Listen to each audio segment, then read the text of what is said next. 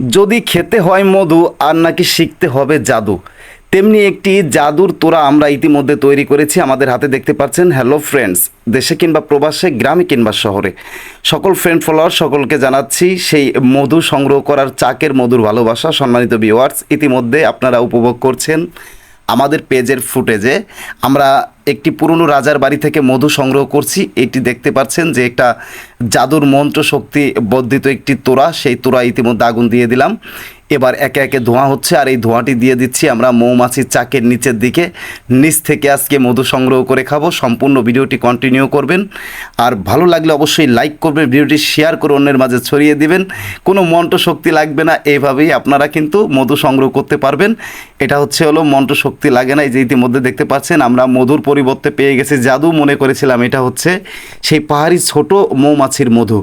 এটা হয়েছে একটি ছোট জাতের বল্লার টোপ, আমরা মনে করেছিলাম মধু, আর এটা হয়ে গেছে এখন জাদু।